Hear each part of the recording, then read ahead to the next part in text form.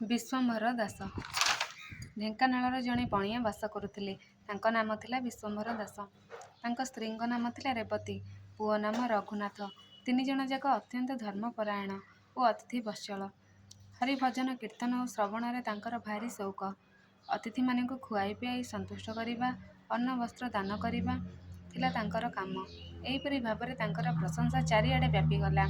ଥରେ ଦଳେ ସାଧୁ ତୀର୍ଥରେ ବାହାରି ଗାଁ ଗାଁ ବୁଲି ଭିକ୍ଷା କରୁଥିଲେ। ଲୋକଙ୍କଠାରୁ ଶୁଣି ସାଧୁମାନେ ଯାଇ ବିଶ୍ୱମ୍ଭର ଦାସଙ୍କ ଘରେ ପହଞ୍ଚିଲେ। ସନ୍ଧ୍ୟା ଆଗତ ପ୍ରାୟ। ରାତ୍ର ଭୋଜନ ପାଇଁ ସମସ୍ତ ଦ୍ରବ୍ୟ ଯୋଗାଇ ଦେବାକୁ ବିଶ୍ୱଭାରଙ୍କୁ କହିଲେ।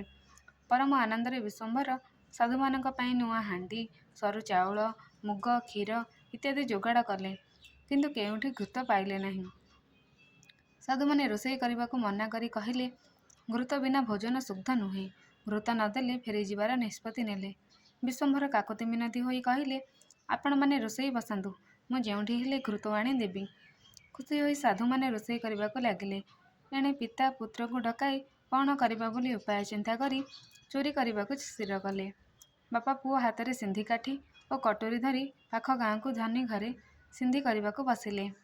ଏକାନ୍ତ ସ୍ଥାନରେ ସିନ୍ଧ ଖୋଳି ପୁତ୍ର ସିନ୍ଧି ଗାତରେ ପଶି ଧନୀ ଘର ଭିତରେ ପଶିଲା। ଅଜସ୍ର ଧନଧାନ୍ୟରେ ପରିପୂର୍ଣ୍ଣ ଜିନିଷରେ ହାତ ନ ଦେଇ କେବଳ ଗୋଟିଏ ଘୃତ ଭାଣ୍ଡ ଉଠାଇ ସିନ୍ଧି ବାଟେ ବାପାଙ୍କୁ ବଢ଼ାଇ ଦେଲା। ସିନ୍ଧିରେ ପଶି ଫେରିବାକୁ ଯାଉଛି, ଏତିକିବେଳେ ଧନୀର ନିଦ ଭାଙ୍ଗିଗଲା। ସେ ଦେଖିଲା ଚୋର ସିନ୍ଧି ବାଟେ ପଳାଇ ଯାଉଛି। ତେଣୁ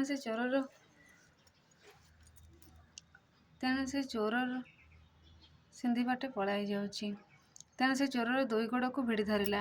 ଏଣେ ପୁଅ ବାପାଙ୍କୁ କହିଲା, ବାପା, ଧନୀ ମୋ ଗୋଡ଼ ଧରିଛି, ତୁମେ ମୋ ମୁଣ୍ଡ ଧରି ଜୋରରେ ଟାଣ। କିଛି ସମୟ ଟଣାଓଟରା ଚାଲିଲା। ଶେଷରେ ପୁଅ କହିଲା, ବାପା, ତୁମେ ମୋ ମୁଣ୍ଡ କାଟି ନେଇ ଘୃତ ଭାଣ୍ଡ ସହ ପଳାଇ ଯାଅ। ମୁଣ୍ଡ ନଥିଲେ ଚୋରକୁ କେହି ଚିହ୍ନି ପାରିବେ ନାହିଁ।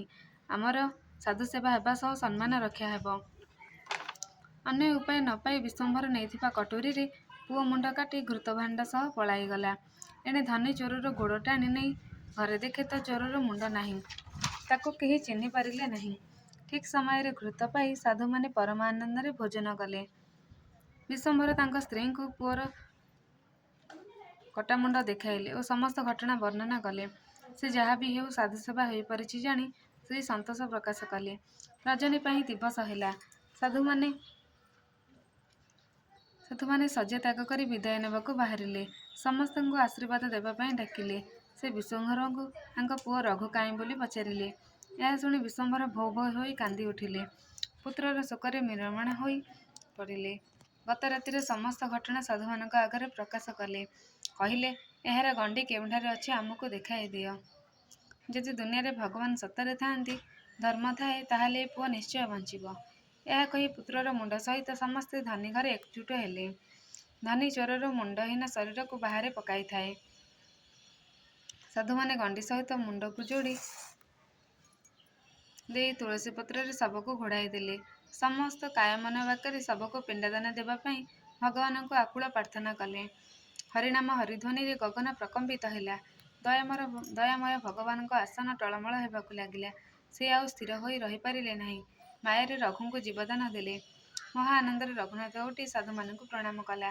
ଏହା ଦେଖି ସମସ୍ତେ ଆନନ୍ଦରେ ନାଚି ଉଠିଲେ।